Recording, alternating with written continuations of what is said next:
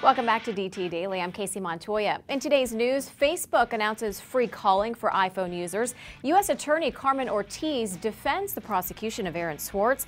The FAA grounds Boeing 787 Dreamliners. Safari turns 10, and Google denies that a Street View car killed a donkey.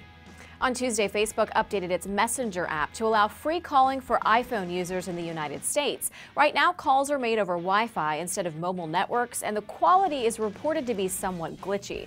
The service is only available for iPhone users, so if you have an Android phone, you'll have to wait. The announcement follows the debut of Facebook's new search engine, Graph Search, which promises increased engagement by sharing personal information of users. Following intense criticism over the death of Aaron Swartz, U.S. Attorney Carmen Ortiz has offered sympathy to the family and friends of the internet activist and programming prodigy who took his life last week. However, in a statement Tuesday, Ortiz also defended her office's conduct in the case, stating that the Justice Department was not seeking the maximum penalties in the case, but rather offered a lower plea bargain of 6 months in a low-security prison. Swartz downloaded 4.8 million academic articles from Harvard University. Watch out, iTunes, there's a new music store for the iPhone. Amazon released today a new version of its MP3 web app store that's optimized for Apple's iPhone and iPod Touch devices. The browser-based app allows iPhone users to purchase albums and tracks from Amazon, which are saved to customers' Cloud Player library. Music can then be downloaded directly to the device or played instantly from the cloud using that Cloud Player app.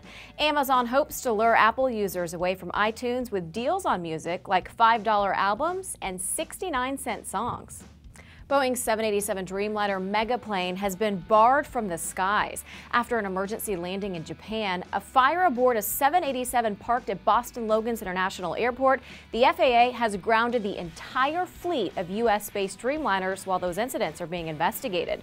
Problem with the aircraft's lithium-ion-based battery are cited as the main concern, and Boeing has vowed to work with the FAA to resolve the problems. United Airlines, which has 6 of these planes, is currently the only U.S. carrier that uses Dreamliner.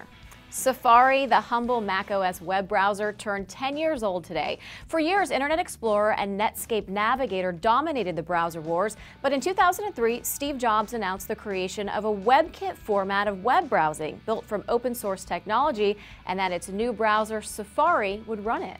While Safari is far from the most popular browser out there, the WebKit browsing format has become standard for millions of internet browsers through the many projects built from it, including Firefox and Google Chrome. Happy birthday, Safari. After a Google Street View image of an African nation of Botswana showed a donkey lying in the road, rumors circulated that the Street View car had run over and killed the animal. In Google's response to the accusation, however, the company claims the donkey in that image was not killed by the Street View car, and in fact, it wasn't dead at all, but rather happily rolling around on the dirt road. That does it for DT Daily. Check back with Digital Trends later today for our preview of the BlackBerry 10 operating system, which surprised us in previews and arrives in just 2 weeks.